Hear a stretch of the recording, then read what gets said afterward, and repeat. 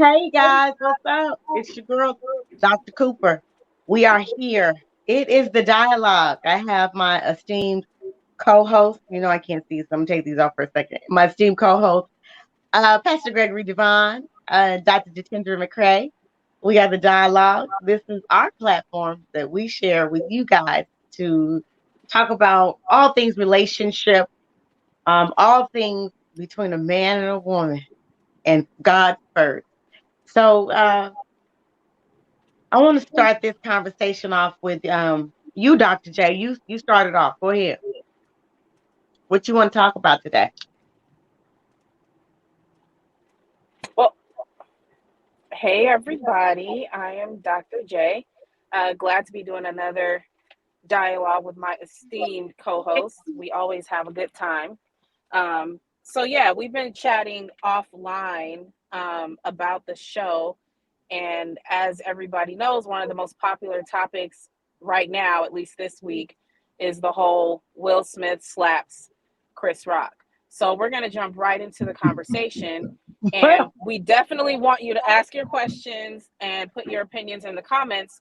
But my question to my co-hosts is, what does protection from a man and or a woman in a relationship look like?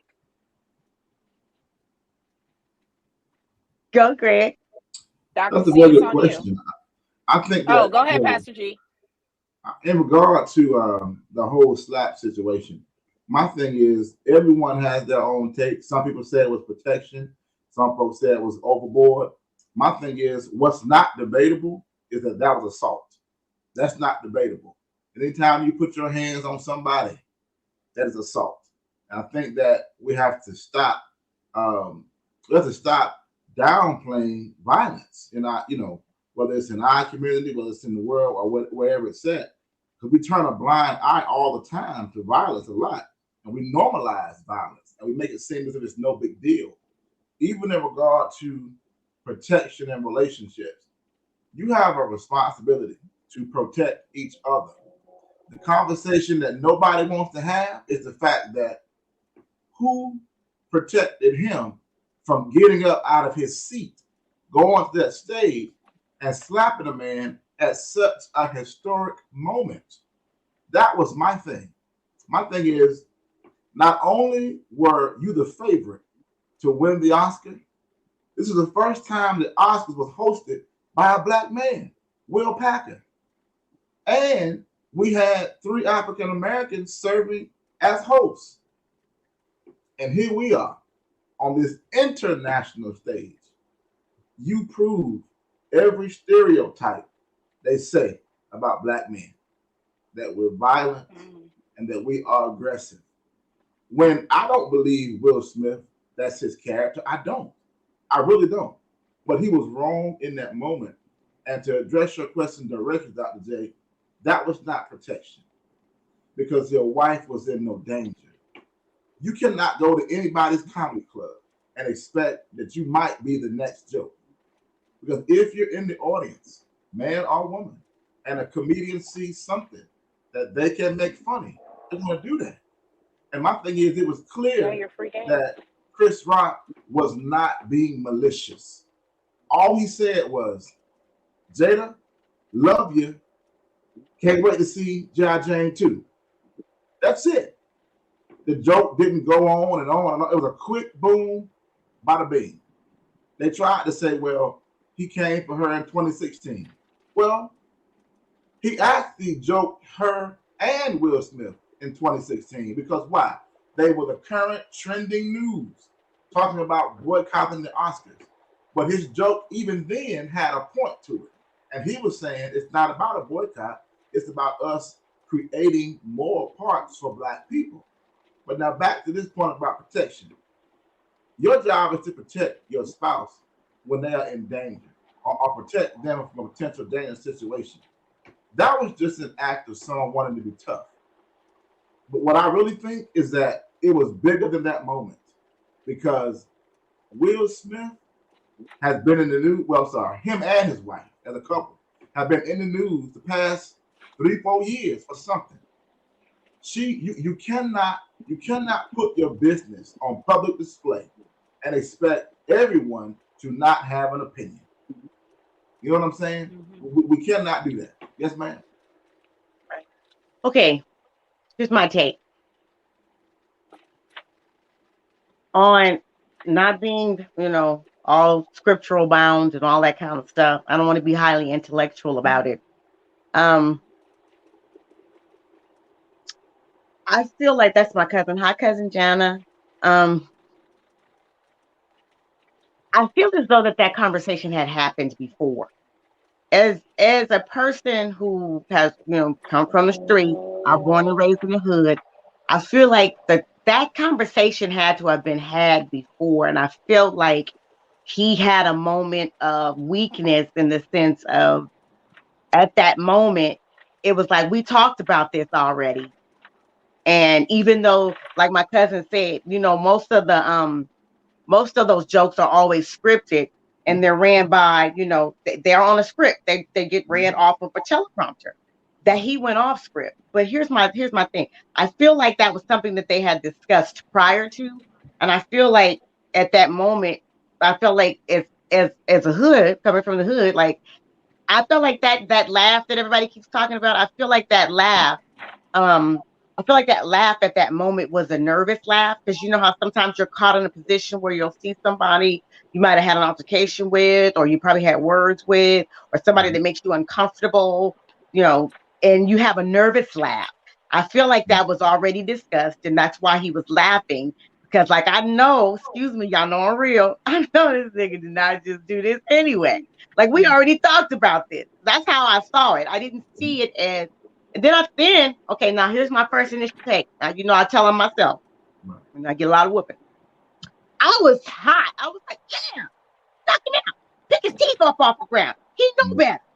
But then again, here's the thing. It's like you just said. He's a comedian. The reality of it is he is a comedian. Yeah. The other part about it is, if he does know about her condition and he made a joke about it, that's where it kind of gets sensitive. And if they had a talk about 2016 already, and like, why you got to keep bringing us up and stuff, because sometimes you'll have words in passing. Don't keep bringing me up on that stage, man. Don't do it. I feel like that was something that was discussed, and I feel like that at that moment he lost control because he felt like he was testing him. And I felt like, as a man, sometimes you're like, don't test me. You picked the wrong thing. How they put it out there on Facebook. You picked the right one. I'm the one for it. I'm with it. I'm with all of it. And I think at that moment, it was not the right time. I felt like if you wanted to say something or do anything about it, if you wanted to be hood, you could have waited till after the show. Heck, you could have even waited till a commercial break and got up and went backstage and did what you needed to do, and then came back out and then let that be that. You did that on national TV and took away all of the beautiful moments that were occurring on that night. The fact that a black man produced it, the fact that there were a lot of, we had 3 black top co-hosts, the fact that we had all these black performers. Hey, we had even a local performer, Lena Bird Miles. She's from the Bay Area. She just got signed with Tina Campbell and Tina Campbell's husband, Teddy Campbell. Is it Teddy Campbell? Whatever his name is. What's his name? Mr. Campbell. Teddy Campbell. Teddy Campbell just got signed to their label. Last year, right prior. Come on now, 2019, something like that. Yeah. Come on, guys. People are having moments, lifetime moments here, and you put you and your wife, true to form, take this moment and make it about you. Right. You know what I'm saying? So it's kind of like sometimes you ever see somebody make a post, and somebody will take the post to make the post about them. I'll be the first to tell myself again. I'm gonna give it up in just a second. Sometimes I have a way of when I'm ministering, right? I could be ministering on a topic, and then all of a sudden I can hear myself and I'll be like, oh, click, come out of that place, Connie, because this one is not really about you. You can give testimony as evidence of what God did for you, but don't make this moment strictly about you. They made that moment strictly about them. And then true to form, here we go. All of the hecklers in the background, social media chimes in. Well, he should have been slapping Alice Augustine, whatever his name, August, whatever that boy's name is, Augustine. Well, first of all, let's deal with the first thing. Let's deal with first things first. That thing that happened between her and her, whatever her side piece, whatever, they already opened up the door for foolishness. Number one, open relationship. Number two, I felt like at that moment, Will felt like, okay, I'm tired of being talked about. I'm Right. tired of my business being put out here. And me, he acted out probably because he did probably want to slap that man. He probably did want to slap his wife, and he wanted to Right. slap Chris all in one little mental breakdown, emotional mental breakdown. There were so many things that came to the surface for him Yeah. that when he finally he acted out at the wrong time. You ever know how when you can hurt people, hurt other people, Yeah. you can have something boiling on the inside of you for so long to finally, when it finally the pressure and it pops like a Mhm. pimple. When the pressure finally pops, you don't have to touch it. When it's enough poison inside of that thing, eventually all that mucus has to give way and come out. I felt like at that moment, that was one of those pressure moments where I'm taking it out on everybody and I don't care who's watching, and I'm tired of being punked. And I do feel like they might be working on their marriage because they know that they opened up the door for all of this foolishness. They know what they did. Now you're making a fool out of me, and I'm sitting on the front row. But it was the wrong time, Will. Wrong time. Yeah. It was misplaced anger, clearly. Yeah. Misplaced anger. And it's like the reason I don't call that protection, the main reason is because your wife was in no danger. And you and your wife have attacked other celebrities. Now, Will Smith has ruined Janet Hubert's career. He got her fired from the Fresh Prince because saying that she was distant from the cast. Now they finally made peace about it on the reunion show. But that woman can't find a job in Hollywood as a result of that. And she was pregnant when you got her fired. So she's going through some stuff with her family, and she was deeply troubled by that for years. But y'all ran that woman's name through the mud. Mm-hmm. But you can't now talk about protection of Black women. That was not protection. That was, again, you snapping over you guys being in the news so much over the last 5 years, but you put your business out here for everyone to see. Mm-hmm. I was one of those ones who did bring up Armas Alcina's name, but not for the reason that we think. My thing is, if you want to make it about protection, well, where was your protection from your wife when she's on the red table and know these interviews talking about how she wasn't satisfied by you as her husband? So Right. she should have protected you then, and she didn't. When as a woman, if you see your man making a fool of himself potentially at that height of a moment, pull his coattail, protect him. No, sit down, honey. Not today. Not right now. You Grab finna his get this arm. award. You finna make history. So let's not ruin your shining moment, which is bigger than you. You are on the third man, Black man, excuse me, to win an Oscar for Best Actor. Third Black man, third. Don't ruin this moment. If you want to protect your wife, wonderful, but understand what protection is. Prior to these situations occurring, have some conversations before she hits that red table and puts all your business out there. Be with your wife so she won't fall into these situations sometimes. But wait. Listen, okay, so Dr. J, we are clearly divorced, right? We've been divorced. I've been divorced twice. You've been divorced once. So Connie, I don't know about you, Jay. We're gonna get to you because this is gonna be the woman piece right here. Okay, we can get back to you, Greg. I know I'm not going into nothing sharing. Right. They're known for their Hollywood behavior. Right. The whole the phony lifestyle. They're known for their what did you call promiscuous behavior, and so they had this open relationship, and I feel like, and it was known. I do feel like you said though, Greg, and don't pick it up yet, Greg. I do feel like you said though, where was the protection for her husband? Because even though Will was having his thing too on the side, he kind of protected her from that other woman as far as her going out into the limelight. Now, I'm not going into an open relationship to share no piece of no man. You can have all of him. If we got to share him. No, this is not No, I BC. wasn't talking about the open relationship though. No, I know I you mean weren't, but this is my point though. I feel like because of they have these table talks because This is the damage that was done because you decided to do these things. You allowed other people to come into your relationship. You allow other spirits to lay in the bed with you two, and then you brought them back to your bed together. I don't understand, how did you ever think that that was going to work? Jay, say something. So yeah, this is multi-layered. I guess I'll start from the point that you just said. When you look at things naturally and spiritually, you're talking about two complete different focal points.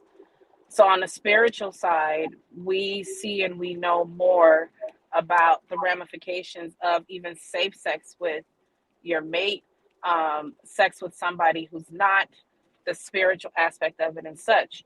But from a natural standpoint, when you're led by, and I'm not saying that they are possessed by any type of spirit, but sex outside of marriage is what it is. It's laced with perversion and lust and selfishness, etc.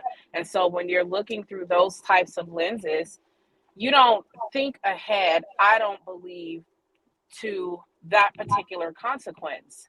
I think that what they are doing could be a good thing if it wasn't so messy, because there is a level of transparency that can help people. Right. And so I believe that that particular forum and then the way that they are known, it can help people. The problem is they didn't work out all their stuff behind the scenes before they sat at the table trying to share it and help somebody else. Right. But it's, Well, you it's a know, good thing. And as far as the open relationship goes, Sharon is not Karen. I'm not sharing my man with nobody. That's not gonna happen, sis. It's not. But people don't think that way. And I haven't done a whole lot of research on them as a couple, but I will say this, usually, not always, usually open marriages is typically something that one of the spouses wants and the other spouse goes along with to keep that other spouse sexually satisfied. And Right. and I've actually counseled people who also shared this. Like, I only did it because it's what he wanted. I only did it because it's what would make her happy. And here you go, boom, you've welcomed all this warfare and stuff into your relationship. Now, when it Mhm. comes to the protection piece, the reason for my question was because I saw quite a few posts with women like, if my man's not willing on them, then I don't want him. That's not protection, sis. It's not. It's Like, not at all. in what demented world is somebody committing a crime showing Right. you protection? But that just goes to show you the mindset of people and what we see as healthy and not healthy. That's not Right. healthy. If you want to protect me, treat me with unconditional love. Have integrity as it relates to me and our relationship. Make sure that Right. I trust you. Be honest with me. Let me be honest with you. If we're going to have any open relationship, let's have open communication between one another. That's Right. protection. Like, where I feel safe with you as a person, that's protection. But you taking it upon yourself to jeopardize you, your livelihood, your character, your integrity, and now me too, and I already have my own stuff, that's not protection, bro. Right. And I feel so bad for him Right. because when I saw it, I wasn't watching the show. I was actually doing an event and somebody walked into me and showed me the post. But when I saw it, I thought about how often I use my pressure cooker and what happens when I don't release the pressure. It just Yeah. seemed like it wasn't even the joke, because in my honest opinion, I don't care who doesn't agree with it. I'm not talking about y'all. I'm talking about people, whoever. Mhm. I didn't think it was a bad joke, and I'm going to tell you why. It was funny. Because if I see a woman that's bald or whatever, we do it all the time. We try to make people feel good. You rocking that, sis. Can't wait for the next GI Jane. Get it, girl. Like, that's the way that I personally took the joke. I saw that she rolled her eyes and she was annoyed. But if the joke was made toward me, I don't know. I can't say I'm not balding, but I didn't see it as that kind of joke. I saw it as a lighthearted, way to refer to it. Now, if there was some type of background where he was told, don't ever talk about this or whatever, then yeah, you crossed the line. But I didn't see it as something that was bad enough for you to jeopardize your integrity and go up and commit a crime. Because who would love to have a rich, very well known, now first time Oscar winning, critically acclaimed man, black man in jail? Is who? They would have loved to be able to put cuffs on you. And you jeopardize yourself. Now, I wouldn't be surprised if they don't try to take the Oscar back. I wouldn't be surprised if he's never allowed to be on the Oscars again. Like, you just, now you fit into, as Greg said earlier, and I'm going to wrap up, you fit into the angry black man stereotype. So now you've got people who, I don't care how good of an actor you are, now because of that one moment of I can't control whatever it is that's going on inside of me or in my mind or whatever it was, people are not going to give you roles because they don't know when you're going to blow. They don't know what's going to make you go off. You just basically blacklisted your own career, and nothing but the grace of God is going to fix that. That's my opinion for now. Okay, well, let me say something. You got two spectrums here going on. So you got the spectrum of the overprotective husband, which some women do have, the overprotective father, which some women have. I was one of those women. You have the overprotective son, the overprotective brother, the other overprotective uncle, who saw that it's commendable, right? Because if you've been told already, and you've been warned to leave my name, leave my wife's name out your mouth, the 2016, because he had like 3 or 4 incidents with this man and his wife, and I guess they've had some going back and forth. It's all on the internet. To think about what I want everybody to understand something. There's this thing called grace, and I don't think that he's going to be blacklisted. I think he's going to be watched. I think his roles will probably be diminished. All of the top paying roles that he was getting, it might take a thing, but then again, it might not. Because check this out. When you think about what happened after, everybody went on, they had their party. Matter of fact, he still got a standing ovation. In the moment, it was a bad decision. Is he going to be blacklisted? Maybe, maybe not. He might get more roles because you know why? Because in some worlds, what he did was what a lot of people probably wanted to do for quite some time about what we call protecting our wives, and then there's this street code, y'all. Now, y'all, I'm hood, he wouldn't have been picking his teeth up off the floor about somebody else's wife. He might have got his jaw rewired. I'm sorry. You can't, it wasn't that because of the platform. Now, the platform is what changes the spectrum of what we call protection. It was a joke. It's like going to a comedy club, like you said. You're going to get heckled. It's called heckling. You're going to get heckled. You can either heckle the comedian or the comedian can heckle you. It happens. It's known. But what you got to understand something is, like you said prior to, Greg, there were incidents that happened prior to. And he was at a boiling point. And he had all of these things going on. Because he had all of these things going on, he had an emotional breakout. He had the pressure cooker. We just talked about that. I said that too. He had the pressure point where I remember Papa. I've had all I can stand, and I can't stand no more. And remember, he would just break out, and he'd take his some kind of way that spinach would come out. He had a Popeye moment. That's what I'm gonna call it. He had a Ruth Fuegno, Hulk Hogan moment. You know what I'm saying? He just broke out, but it was the wrong place and the wrong time. I don't think that this is going to damage him to the point where they're going to take his Oscar back. I mean, they might. They may not, but they might find him like they do the NFL player. The NFL player. They're gonna make an example out of him. They're gonna make an example out of him. And I try to not make stuff up. Hear me out. On the level of African American community. Now, you probably don't know this about me.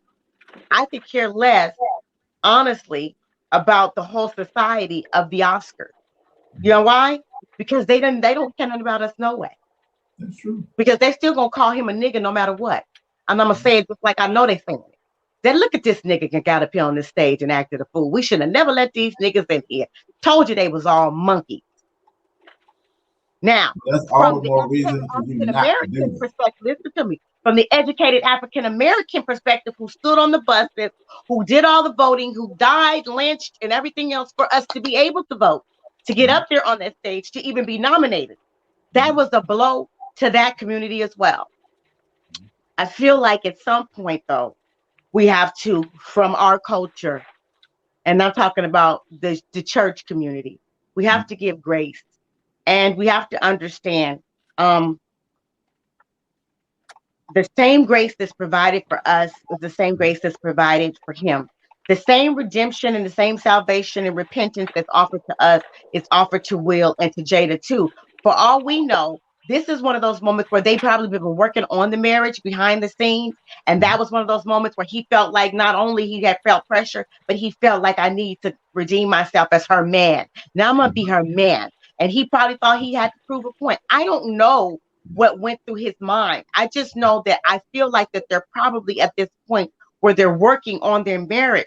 Everybody had a perception of what they think everybody's marriage. This is what the dialogue is created for, to discuss relationships. Maybe they're working on their marriage, and that was the thing that he thought would impress Jada. Maybe that was the thing that made him feel like a man and he was redeeming himself. But I just want us to show a little grace and not get along with the whole, like, he was a messed up person. No, he had a human moment, and everybody has a moment. You know what I'm saying? He picked the wrong time to have that moment. I give you that. That Negro could have did that. I promise you. He could have did like most, OGs would have did. We're gonna get you out to the club, boy. I'm gonna holler at you, homeboy. I'm gonna see you in the back of the club. I'm gonna get you at your car. Big bang. You know what I'm saying? Pow pow, like the comedian with the cats and the animals. Pow pow pow. He could have did one of those after the fact. He didn't have to do it in that moment. And I think extending the grace to Will for a horrible mistake is what we should do as the African American community, because we are so quick to throw our people under the bus for mistakes. And I just felt like, the man made a mistake. He's been crushed. He's been bruised. He been crushed by his own wife. He's been crushed. He's been crushed by the media. He's been crushed by, ain't no telling what that man deal with other men, when he walked through the room. Just the jokes about August, whatever his boy's name is, the boy August. His that was his son's friend. Your wife was getting banged out by somebody at your age. Ain't no talent. I just feel like we need to offer him a little bit of grace, because in a moment, there are moments where I know I wish I could have taken something back what I didn't want to do. I might not have been on the Oscar stage. You know what I'm saying? But I did something that I felt like embarrassed my family and it embarrassed God.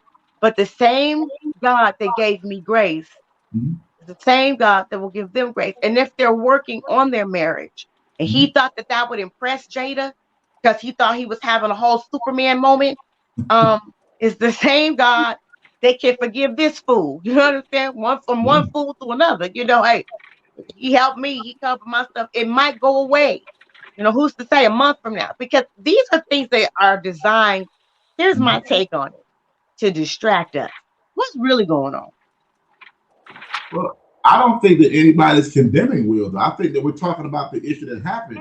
And I think the thing about grace is that you can't receive a grace that you don't think that you need. And this is being justified. So it's like, I need grace once I recognize my error. Now I can receive the grace that I go to God for. Now God will offer it, but if I am in a position where I'm justifying what I'm doing, I'll never receive this grace, because in my head, I'm not wrong. And we have a lot of people who don't see this as wrong. And my thing is, when we say this is protection, okay, let's say it was not Will Smith. Let's say it was me. And I go up on a stage and slap somebody like that, all because they made a joke and put my lady in it. Now, we may not like the joke, right? But does that give me the right to go on stage? And do you think that me, being a non-celebrity, they're going to say, oh, he was protecting his lady? No, that was a little animal. he's a violent black man. If this was not Will Smith, this would not be viewed as protection at all. So my thing is, the larger thing is that all these individuals who are saying that this is protection and I want my man to do this. No, you don't. You don't want your man to risk it all for the sake of a joke you didn't like. No, you got to have more sense. You got to be aware of what you have to lose. You got to be aware this is bigger than this moment. Like if it's a regular person, you're going to jail because it's not going to be seen as protection. I do agree that Will Smith does need grace, but he has to first acknowledge, first of all, you apologize to everybody but Chris Rock. Now, you came back about 2 days later on Instagram and put him in your apology, but even that was half-hearted. My thing is, humble yourself and realize that under no circumstance can wrong be made right. And if you want the grace of God, you need the grace of God, but if you want it, then humble yourself. And first, before you ask God to forgive you, ask the person that you offended, that you assaulted, to forgive you. Because maybe then they'll talk with you and let you know what? I didn't know she had alopecia. No one talks about that. We make this joke. I didn't know about alopecia. Well, here's my thing. We talk about the sensitivity of things. Did any of us say it was sensitive? All the crackers whack jokes about Whitney Houston? Did anybody say it was sensitive about all the Monica Lewinsky jokes for Bill Clinton and Monica Lewinsky? Did anybody say it was insensitive, all those Rodney King jokes? Nobody. We laughed. Did anybody say it was sensitive about the R. Kelly jokes? No. We laughed. We made jokes about those young girls getting raped by a grown man. But now all of a sudden, when a comedian makes a small joke about G.I. Jane and references your wife, that's the worst thing in the world? When you watch The Fresh Prince, do you met all the jokes that were made about Uncle Phil's hair, about weave, all these jokes? But now, all of a sudden, it's a problem. That's what I'm saying, is that I do agree that this was misplaced anger. Yes, it was. Yeah, was. And people have to realize that was not about Chris Rock's joke. It wasn't. It was about the embarrassment and the emasculation of a man for the last 5-6 years. That's what that was. You have been emasculated by your wife, by other men, by incidents, by the red table talk. You have been emasculated. And you snapped on this national stage. Yes, you're human, and I don't condemn him. And I don't know him personally, clearly.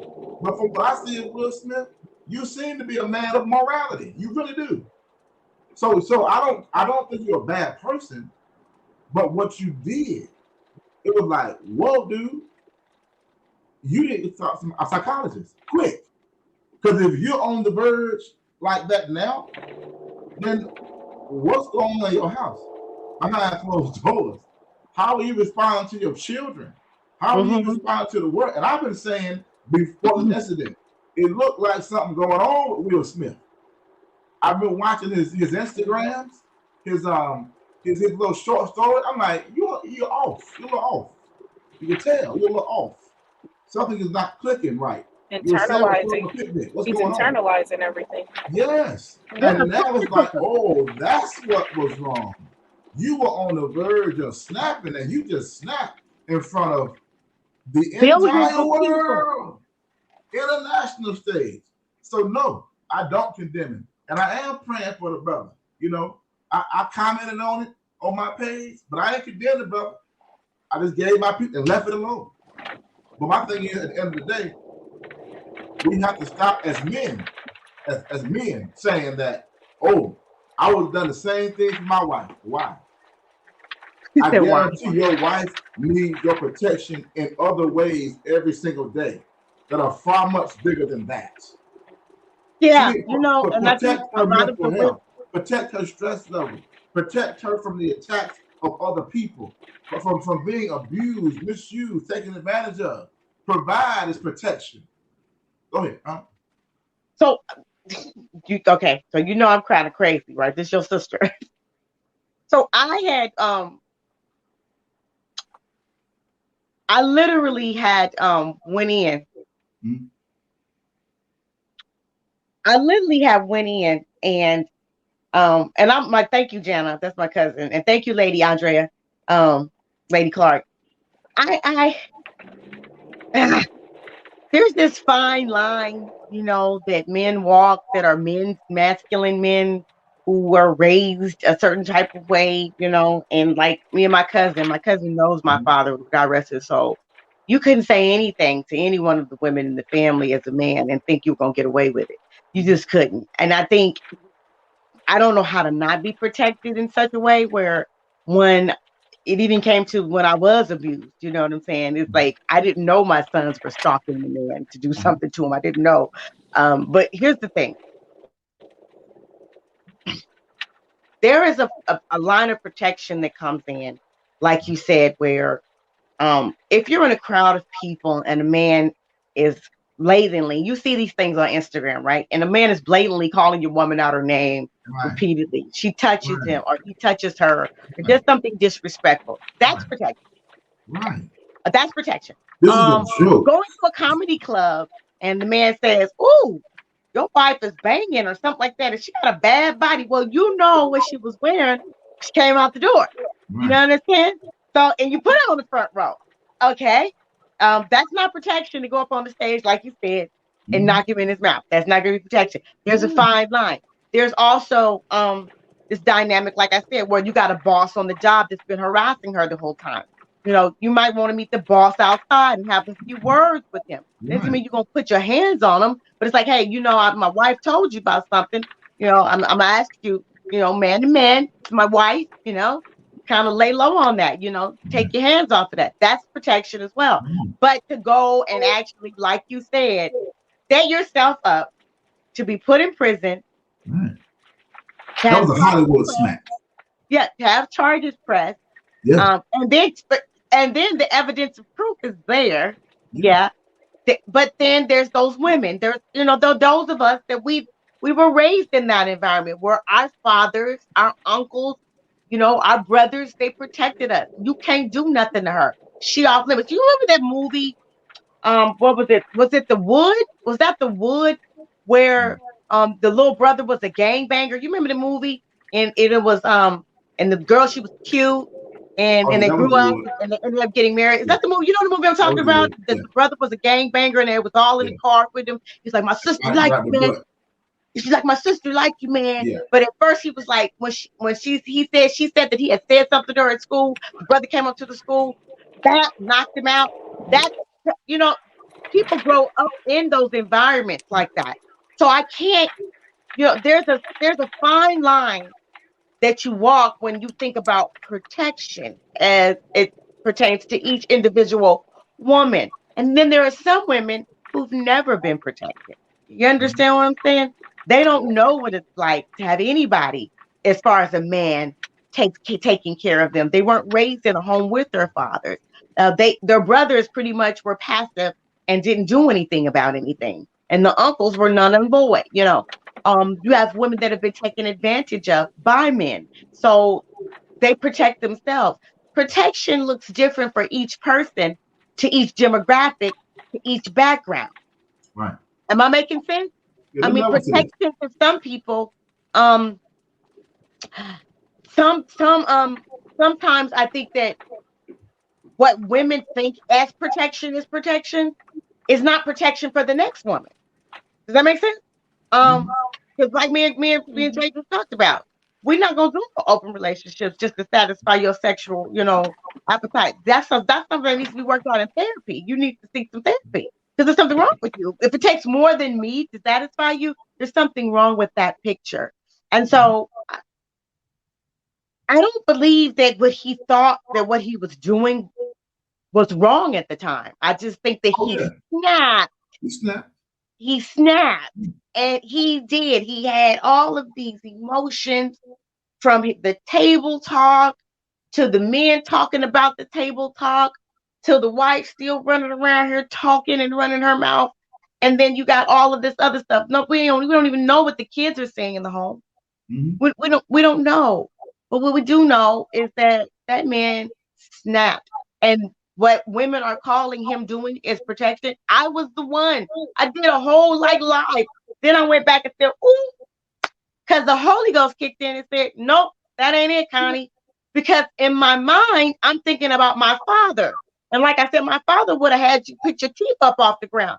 But then I thought about my father's character, but not in front of everybody. Tom was Right, an OG. Tom would have right, pulled you to the side and had a talk with you in the back parking lot. Tom and was probably OG. not for this. It's a joke. Yeah, that it was a joke. And he would have Right. pulled you to the side and said, look, let me holler at you, man. He would have never did it in front of everybody. That's what he wouldn't have done. And you know what, that especially when you have a relationship with this person. It's not like this is a stranger. That's what I'm saying. Chris Rock and we are friends. This is why Chris Rock didn't move as he comes to the stage. He probably like, what's up? What's up? You know what I'm saying? They are friends. Chris Rock has been on the Fresh Prince show when it was on. They've been in movies. They are friends. And my thing is, there are levels to this thing. You talk about protection. Okay. Show me the danger, number one. And then consider it was a harmless joke. If the alopecia, I get it. Sensitive subject. We don't know if Chris Rock did it or not. We don't. On top of that, you got to commend Chris Rock for the show of manhood by not retaliating. What Will Smith did was a Hollywood smack. Because what hood do you go into and hit somebody and turn around and are confident that ain't nothing gonna happen? You knew all the cameras rolling. I know Chris Rock. I know his character. He won't do anything back. And you walk calmly to your seat, got to your seat, then you holler out some expletives. That's Hollywood. So in actuality, you look the opposite of a protector. You look like a punk. You look like a clown. Because listen, it looked scripted. That's what it looked like. It looked like it was scripted. You look scripted. Greg, go out and come back in again. For me? Go out and come back in again. You're delayed. It looked scripted. You know what I'm saying? And to me, I just felt like, they're gonna come back, y'all. I felt like at that moment, he was at his wit's end with embarrassment.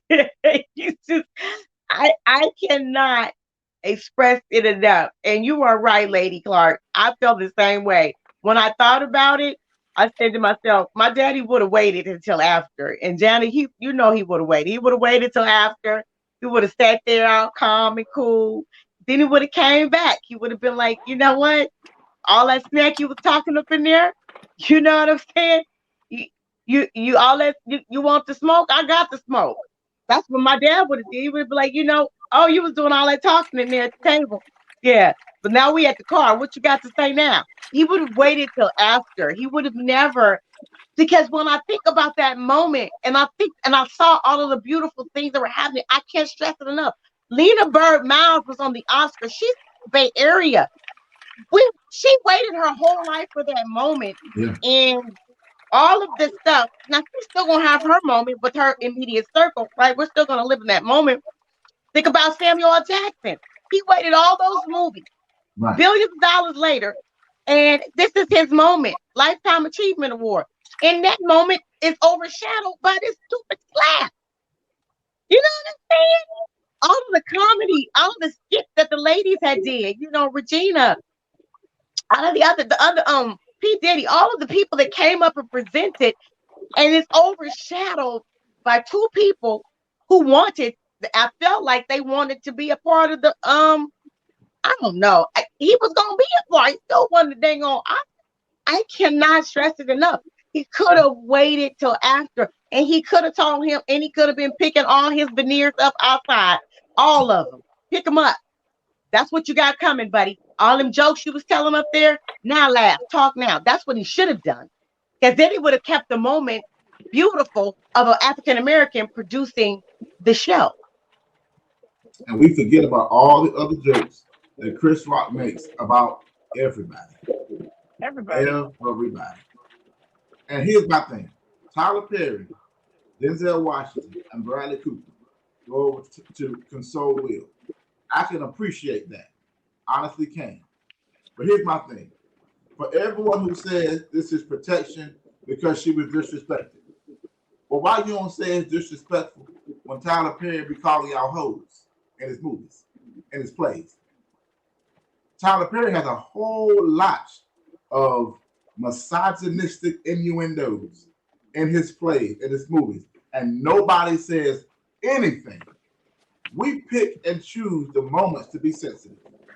We pick and choose to say what's okay and what's not okay, based upon who it is, how we feel about that person.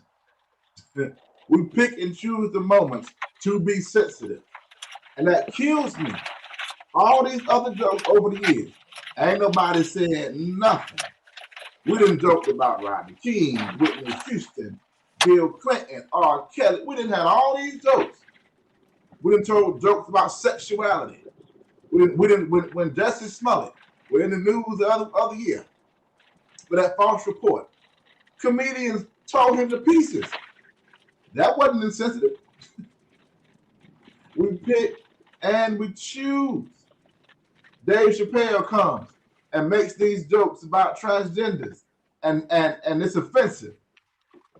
But when they do it, it's all right. Right. But when Dave did it, and Dave wasn't even doing it in an offensive way, Dave's joke was brilliant. Dave Chappelle is one of the most brilliant comedians ever in the way he told that joke. So we gotta stop picking and choosing when to be offended. And my thing is, I don't want any man to think that's how you protect your woman. No, that's how you end up with your woman in the arms of other man. Because you doing 10 to 20, and she left you, and she with Jimmy, James, Paul, and Tyrone. You know what I'm saying? So we gotta stop. We gotta be smart about this thing. And none of us, you, me, Dr. J, Dr. Coop, we can't none of us afford to be emotional, erratic in our responses ever. And if we are, we gotta be smart enough to recognize the error and fix it as soon as possible. And what I hated, the most painful thing to see was the fact this was two black men. That was hard for me. After I was like, oh, wait a minute. I'm like, that's not who we are to one another. But that's what we've shown, and that's what everyone's gonna believe about all of us. Just like they say what? Black fathers are missing in the home. That's not really true. But you know why they believe it? They believe it because it's an emotional comment. It strikes emotion. When statistics will show that most black fathers are what? Married and in the home with their children. But all these statistic reports that come out, see, I mean, and y'all know this because I'm sure y'all are taking stats for the behavioral sciences. When you look at and you see how it's broken down and you see what represents what, and these stats, what it is if it's an unmarried couple raising their child together, that child is considered to be fatherless. But he's not. She's not. She's in the home with her parents, but they're not married, so they got to put them in the other pile. The kids who their fathers are active in their life, but the parents ain't married, Still, that child is fatherless for the paperwork, fatherless. So in actuality, there are like a whole lot of fathers, black fathers, in the home. And my only point in saying it is this: there's too much negativity out here about black people, black men especially, for us to do something that now makes them appeal that they're right. You're not right. But I can't cry when I give you the knife to stab me with. And that's what happens, is that we're giving them the ammunition, and even though the numbers disprove things, well, instead of a gunshot, it's a bazooka, because everybody saw it. And that's what I hate for Will, is that you Jay? stained yourself, and there's no amount of anything that can wash away that stain. I don't mean sin, I mean stain in the eye of public opinion. Like, that's what, for the next year, that's going to be talked about. Think about it. Chris Rock and what's my man, Kevin Hart, on tour. They're coming through my city, I believe, in May, I believe. Do you not think that's going to be a joke? Well, It's gonna be a listen, joke. listen, Mhm. because Lady Andrea just asked the question. She said, "Did anybody check on Chris?" You know, Lady Clark, what I saw him really distraught after. He looked displaced. He looked nervous. He wasn't the same jovial person he was at the beginning of the show. You know, he looked quite frightened to me. You know what I mean? When you look at all of the stuff that, especially when you go look at the replays, Chris wasn't the same after that, because it was almost like, the disrespect was so large and there was no protection for him. And if they did console him, um, nobody put that out there. They just put it out there with Denzel and Tyler Mhm. Perry checking on Will, as Yeah. if Will was the one that needed the consoling. No, Will was the one that needed the correction, but Right. um Chris needed the consoling, he needed the reassurance, he needed to feel the tribe around him. Like, look, man, I'm sorry. Can I say it how I want to say it? Because y'all know this me. I'm your sister. That nigga's a sucker. That was a sucker punch. Because that wouldn't have happened in the hood like that. No, because there would have been some furniture moved. Hello? There would have been some rolling around on the stage. There would have been some tussling. It'd It been wasn't some gonna slow happen like that. singing and flower bringing. Yeah, okay. Hey, we're not. That wouldn't have happened in real life. To me, Yes. it was something that he probably, honestly, when you think about it, after all of the talking we've done, right, Mhm. just in this moment, then he probably thought about that thing the whole time. Like, I'm gonna slap this nigga. Excuse me, that's what I'm thinking. He said, But just you know Tony. what? This ain't You know Dr. how I Cooper. know I'm it just couldn't have saying, been I don't malicious? know. I'm gonna slap this dude. As But soon you as know he why it says couldn't have been something, I'm malicious? waiting on him to say something, and I'm gonna slap him. What you say, Jay? I mean, there was stuff that he was saying before that, and in the clip, even if it was a nervous laugh or whatever, and we're not in his head, he laughed at the joke before he reacted. Jada Yes. rolled her eyes, but he laughed. So I don't know what it was in that moment that he felt like I have to react, but it was definitely misplaced, because what did you laugh for? And we can always go back retrospectively and be like, "Oh, his laugh looked like whatever." To me, it looked like a regular laugh. The Right. joke was made, and he was like, "Ha ha!" And Jada rolled her eyes, and then he goes up and he does Yeah. this slap. First of all, what man slaps another man open hand? But okay, let's not talk about that. Woo. That's You my you next you point. slapping people?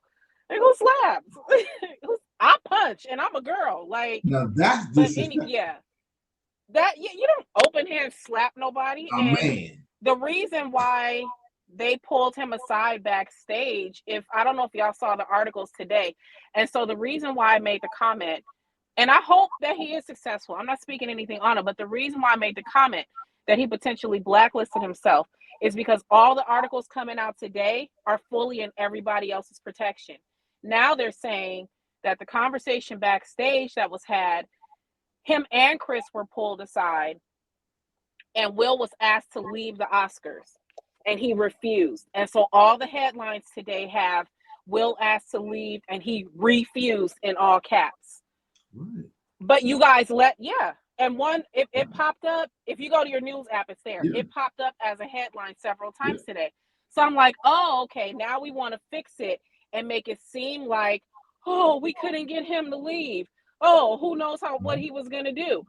That's why I'm saying they're going to go back and they're going to fix this to their narrative. Mhm. And the LAPD has reached out to the Oscars executive committee to see if there's something in their bylaws or their code of conduct where they can still press charges because Chris Rock continues to decline to. Right. So it's a whole big messy thing. And I still say, that's not protection. Don't go slap or punch anybody for me and then jeopardize yourself and jeopardize me. There's The other legacy. ways to show that you care and show that you love. Yeah, because you just, like Greg said, it's sustained and it's going to be talked about. It's already the butt of several jokes. Lexi has made a joke. It was funny. Yeah. Some other dude. Everybody's making jokes about it. It's going to be the joke for a year. If you're going to protect me, and again, I don't want you physically violent to protect me, but if you are, let's not make it about a joke. Let's make it real life. That woman has been dragged through the mud for everything that she brought to the table. You didn't hit anybody for calling her a hoe. You didn't hit anybody for calling her a skank. You didn't hit anybody for saying that she was loose and for the community, but you're going to hit somebody because they said, oh, can't wait to see you in the next G.I. Jane movie. Bruh, pick and choose your battles and pick them wisely. If you're going to fight for me, let's make it worth it for both of us because that wasn't even anything to hit anybody over. Past history or not. And I close with, it's not anybody's job to manage my triggers but me. And so, you're under a lot of pressure and there's a lot going on, but you have to always, and nobody's perfect, but you got to think ahead. You got to think, what type of consequence is this action going to have?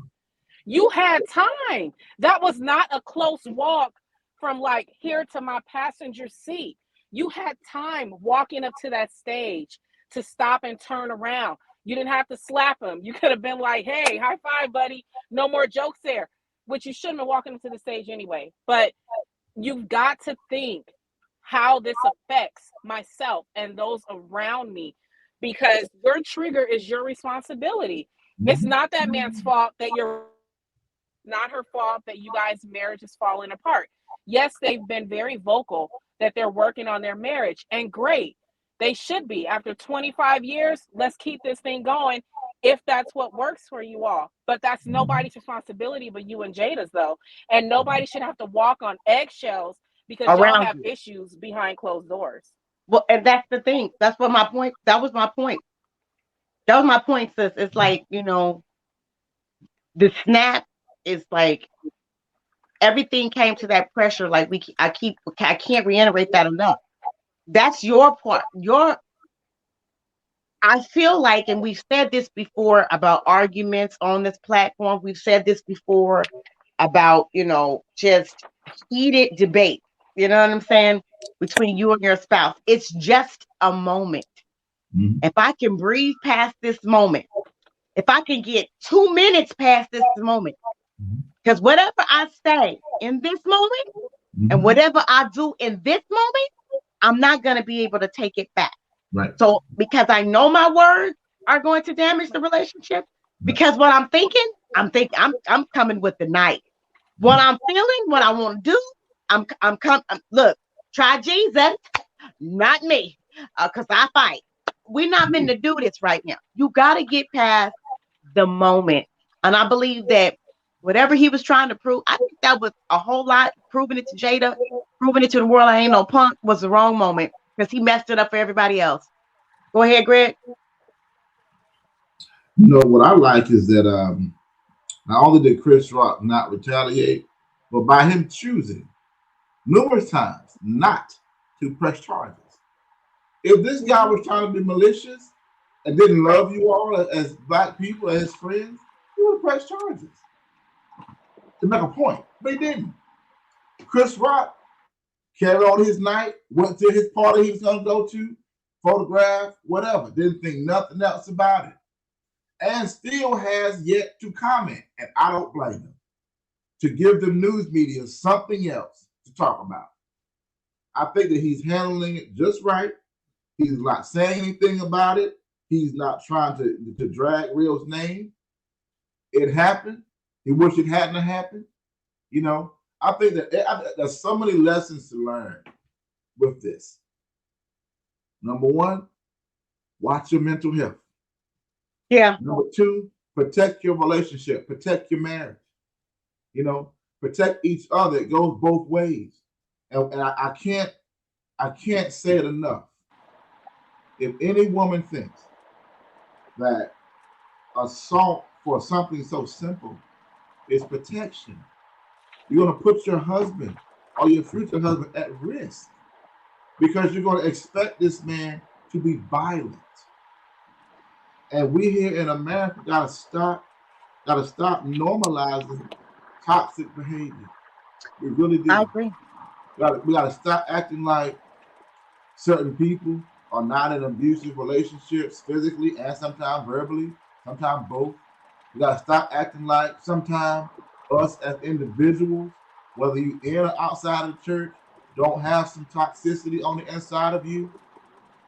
But stop, thinking that because we want to lean on the scripture that, any man in Christ, new creation, old things pass away, all things become new, that means that some of those old ways ain't still buried on the inside of you, and they will resurface if you're not careful. We're not perfect just because you're Christian. There's some people who are better by nature than we are by religion because they have a good spirit about them and don't know God. But they're a good person. You gotta stop acting like all of us. Any of us could be Will if we're not careful and have the wrong at the wrong day, wrong time. Yeah. You didn't caught me. Now I done cussed you out and forgot all about the cameras rolling. All the church mothers is here. All the smoke. I've had moments in ministry where I've been in meetings and folk come for you because I just turned 40. Well, take that back. I'll be 41 in May. But I've always been the baby around the table, even though I'm in charge. Even before being the head man in charge, I've always been in leadership positions since I was like 24 years old. Here's the thing. People will sometimes come for you at the wrong moment. And now you have to know how to compose yourself because you can't say what you want to say in front of everybody. You can't do what you want to do in front of everybody. You got too much stuff to lose. It's not simply about your position. It's really about stuff. I've worked too hard to get where I am, to allow anything or anyone to make me lose it over something simple. And my thing is, even as the pastor now, I've been in places where people come for me. You might be in a meeting. You might be at a workshop somewhere, and they come for you. And you really want to say something. I really want to say something. But I'm like, you know what? What good would it do for me to cut you to pieces? I might feel a little better, but what example am I setting for those behind me, those that I serve, those who call me pastor? What impact will this have on my ministry moving forward? That, well, he just had a moment, but the reality is, I'm not Will Smith. I can't afford to do that. I'm trying to get to where he is. I can't afford to, on this level, get not so far back, and I can't reach that pinnacle. And that's what the everyday person has to realize. one one bad decision can change your life, change For- your destiny. Don't be that person. Don't. So listen, as you were talking, I saw myself in what you were saying, and I was saying to myself, you know, I've had moments where I've had those rants, right? And I've had those rants, and I've came on and I've done my little rant, and then I think to myself, wait a minute, Connie, that wasn't it. Delete that. You know, that's not a good thing to say. Delete that.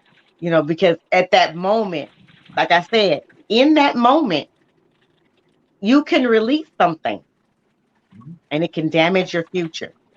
In that, do you know how many people are in prison right now from moments like what that was? A temporary moment, and now I done shot somebody, and I'm doing life or getting ready to go to the death chamber because of that moment. Um, there are so many things. There's so many pieces that fit to that puzzle. To where, like I said, I agree. There's a fine line where women can say that they feel protected by that type of behavior. But what he did was not that. And at that moment, even though in my flesh, in a 1975 moment, that was player. That was Superfly, Rudy Ray Moore, Richard Pryor. That was all of that. That was a I'm gonna get you sucker moment. I got you. But we're in 2022. We are uh in the decade in a time where you have to practice self-control and to throw away a legacy, um, to throw away something um, that you've built for 2 minutes. If that, it took him what 1 minute to get up on that stage, slap that man, sit back down in his seat, and say, "Don't keep my wife's name out your mouth." When he could have just waited, he could have even said that from his seat. How about that? Yeah. Um, he could have just said what he said without getting up there to do the slap. He could have said what he said from his seat, and that wouldn't have been so bad. You know what I'm saying? To get up there and put his hands on him, that was a lot. Let's switch gears for a second. So let's not talk about them and their protection. What does protection look like to you, Dr. J? Turn your overhead light on too, Protection looks brother. like to me, uh, baby, y'all still not gonna see me. I'm chocolate, so I just melt into the darkness. Look, it's barely working. Um,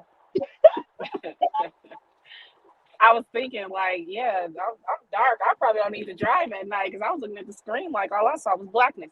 Um, I see you. no, so protection to me is, I think I shared a little bit about it earlier, but integrity as it relates to the relationship, creating a safe space for me where I feel secure, open lane of communication between the two of us, unconditional love, grace, forgiveness. Those are the type of things that make me as a woman feel safe and feel protected. And as a woman, I think at large, and I'm speaking for myself and women, when we feel protected, we will give the entire world. Because in turn, if I feel safe, there's nothing that I won't do to ensure that my man feels that same safety and that same protection for me.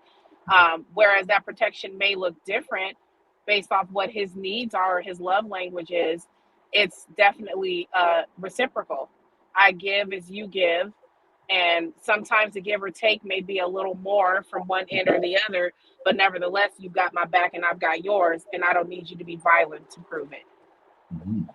What? We ain't gotta be violent. No, no fisticuffs. No violence, no No fisticuffs. Okay, Greg, what does it look like to you?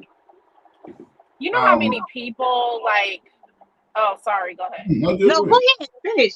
Go ahead, finish, because he gonna take his No, I was time. just gonna You're say there's so pastor. many people.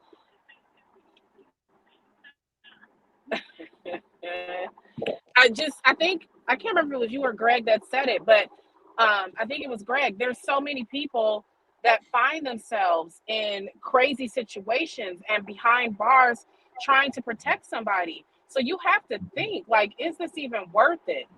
You know, Yeah. there's other ways to show that you got my back. I was just reading today about a woman. Her daughter comes home from school and says, "Mom, these girls were picking at me and they beat me up and they jumped me."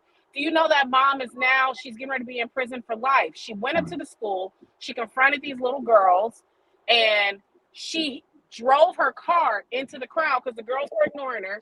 So she was like, "You gonna listen to me?" She had gas on her truck.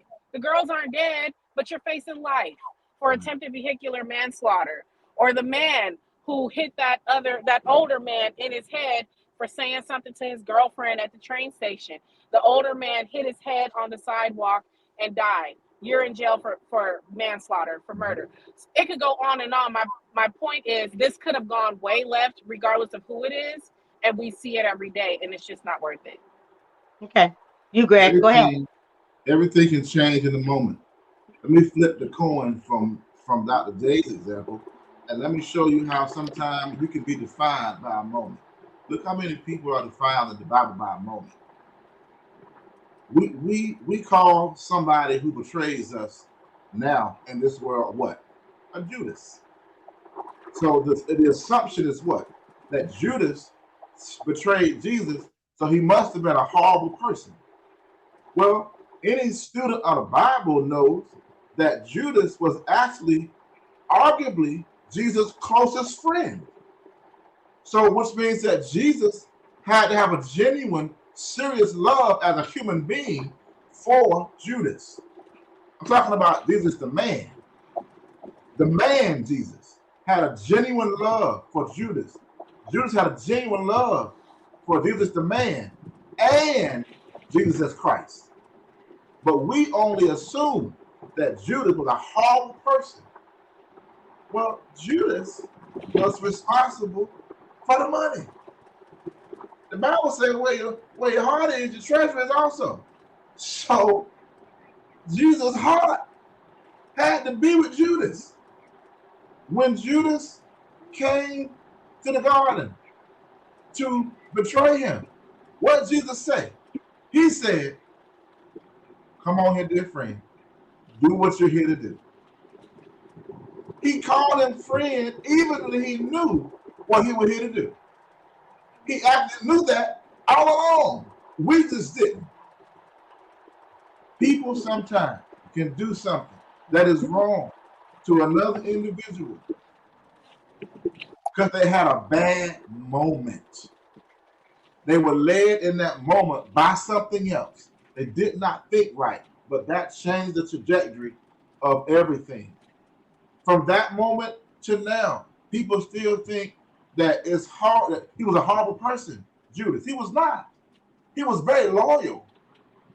But in the end, the Bible says what? The love of money is the root of all evil. He got caught up in a money situation and betrayed him for pieces of silver. Don't make it right, but when you think about it, think about how easily sometimes in society today, friendships, families break up over what? Money. And we assume there's no love there. Yes, it is. The love sometimes gets lost because money got in the way. Now, this protection thing. Protection, like I said earlier, goes both ways. Man protects your woman, woman protects your man. A man has more of a physical responsibility. A woman has more of an emotional responsibility. This man needs you to contribute to his peace, to help him to rejuvenate his spirit when he comes home and is tired from making the money, working hard. This woman needs this man to help her manage the stress of this household, the stress of being a manager, so to speak, of the household, of the appropriating funds. She needs him to rub those feet, to to to to be a show enough man's man, not have to let her ask you to do stuff around the house. Do it. Protect her sanity. You know what I'm saying? Yeah, physically, yeah, but it's a reciprocal thing. The anticipation of each other's needs is protection. When you see your significant other about to boil over anything, you in that moment have to connect them to Jehovah Shalom somehow. Give them peace somehow. You know, as a man, you know, if you're married, you know, protect your wife in ways such as in the morning, make sure there's a clear path for her to get to her car if it's snowing. Or if it's raining, have them umbrellas ready. Have that car with some gas in it. You know, the most important thing a man can have is reliability. Be reliable. When she can rely on you, that is security. It gives her security when she knows at the end of the day, I can rely on you. If stuff hits the fan, you will not go away. You know how to deal with life. You'll be a provider because no matter what happens, you will cut grass if you have to. You will set apples to oranges if you have to. You know, a man, protect your man by not making him worry about if you can handle stuff. You know what I'm saying? Like be able to handle whatever comes your way. Don't crash. You know what I'm saying? We understand that virtuous woman thing is more than being your price being far above rubies. There's a reason that you're more valuable than rubies. And unless you keep reading, his heart does safely trust in you. That makes you valuable to him. Understand, that's why a woman has to understand her intrinsic value. Because when she does, she'll realize that if she gets it, so will he. And his protection of you is not because you're weak, it's because you're important. But if you don't understand your own intrinsic value, then this man is going to have a problem not protecting you, but he has a problem helping you understand the value within yourself. Now, men have worth and value too that sometimes is not talked about. You know what I'm saying? It's more than about Proverbs 31. It's also about Ephesians 4 and Ephesians 5, where it talks about men of valor. And men have to understand that. We have to have integrity. We have to know that being a man is not the measure of being handsome, tall, and dark. It's about having integrity. It's about being a man's man, understanding your responsibility to your family, working hard, handling your priorities, and having your ducks in order. And when you do error, be man enough to say, I'm sorry. I apologize. That's a man. A man is not a sinless man. He's an accountable man. There's only one sinless man. He up there. But I don't do all of them. Well, okay. So, Pastor Lathan, thank you for joining. He says addressing the issue with a response as to how it affected you and those affected and calling them out on it. Okay. So for me, thanks. That's a great comment. For me, protection looks like what you just said, Greg and Dr. J. We don't want to quarrel with that. I need to be able to trust you. I have to be able to know that you got us like I got us. I believe for me, protecting my man looks like me respecting him even when I'm disappointed.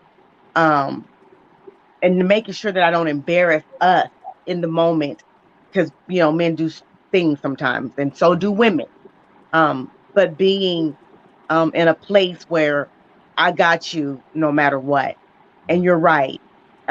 When you get home, this is a stress-free environment.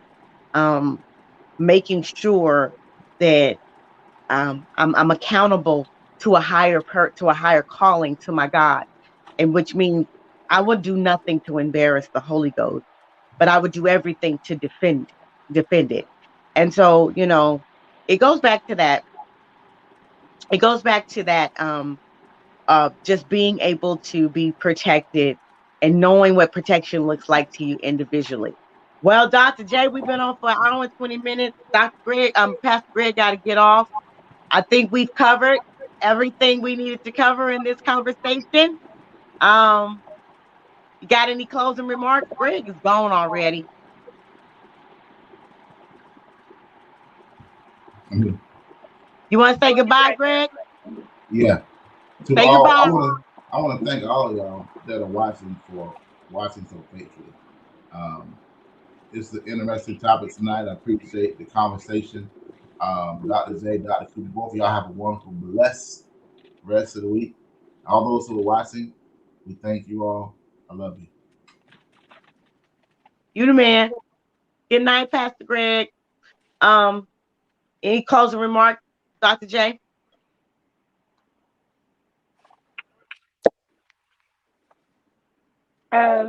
Just to, if you are a person that is struggling in your emotions, any type of emotion, anger, depression, sadness, identity crisis, what have you, look for local resources. If it's the counseling from your local church, then do that. If it's having somebody hold you accountable, then do that. If it's weekly conversations with a friend or with family, or if you need a therapist, do that. Do whatever it takes to manage your emotions so that you are safe and you can create a safe place for others. And so that when those times come where you do feel like you're in a pressure cooker and that you may boil over, that you don't do something that jeopardizes you or somebody else. I am a counselor who strongly believes in counseling and therapy. I'm a therapist with a therapist because I fully believe that you should have somebody that you can talk to that will hold you accountable, make you have those crucial conversations that you don't want to have, talk about the uncomfortable things that you'd rather never speak about so that you don't eventually boil over. So whatever that resource is for you, I pray that you all find it. That is it for me, Dr. C. Well, I agree. Therapy is key. Hurt people hurt other people. Wounded people wound other people. And I'm sorry, narcissistic people do narcissistic things. Um, and people who don't have an identity try to help you lose yours. Know who you are, know who your father is, um, and always strive to be a better person than you were yesterday. It's never about the other person, it's always about you. It's always what God is trying to teach you. What are you supposed to learn from this situation? How can you grow from the situation? And before you do anything, think about it. Protection is different for different people from different environments, and it looks different. We were not all raised the same. We did not have the same parents, but we do have a heavenly Father that tells us to have patience, be patient in affliction, and know that this too will pass. I love you. I thank you guys for always watching. I thank you for commenting. I thank you for just rolling with the dialogue, the conversation. I am Dr. Constance Cooper. That is Dr. Jatendra with me. Of course, Pastor Greg, our brother. We are the dialogue. We are the conversation, uh, relationship topics. We talk about everything relationship. Hey, look for the fragrance of a woman, April the 23rd. Oh my God. Hey, you not. I got Dr. J. I got Pastor Donella Pierce. I have my Lady Val, and my sister, Minister Leah Jones. That is the fragrance of a woman. Women moving in power. Yes, honey, yes. That is going to be so fire. I love when the women get together and they can break down that word and they can interpret it from their own perspective. I'm looking forward to it because these are weapons of mass destruction for the enemy's camp. Gonna get you together. Yes, we are. We're gonna get us all together. How about that? It ain't just you, it's me too. Gonna get us all together. And then guess what? I'm having my grand opening and my birthday party same day, April 23rd. Flyer coming out soon. You're gonna have to RSVP. Grand opening, birthday party. Yes, Dr. Cooper. You're gonna be 50. Oh, wait, I did this at the photo shoot. That's why I was laughing. 50. Oh my God, I'm so excited. I didn't think I would live to see it. As I've been saying in the church, you gonna live to see it. You gonna live to see it. Well, I'm living to see it, and I thank God for it. Lord, say the same. My birthday is officially April 16th. Pray for me as I pray for you. I love you, but God loves you more. Join us next month on the dialogue. Next month, April 16th, my birthday. April 23rd, I got the fragrance of a woman. I got the grand opening. I got the birthday party. Hey, we going up in April. There are so many things going on in April. My bishop is going out of town. Pop-up revival in, let's see, he's got one in Texas, Houston, Texas. He's got one. He's ministering Baton Rouge, Louisiana. Wait a minute. There's something going on in Fresno, April 30th. There is so many things going on in April. My son's gonna be, his birthday is April 13th. Eric. Oh my God. So many birthdays. My sister, my older sister, Annette, April 10th. Oh my God. My nephew, Isaiah, April 20th. Oh my God. April, going up. We going up. My son's father, Alton, his birthday, April 9th. Man, there's too many birthdays. I had to mention that so it could go down for the record book. This is the dialogue. We love you, but God loves you more. Take care. Bye-bye.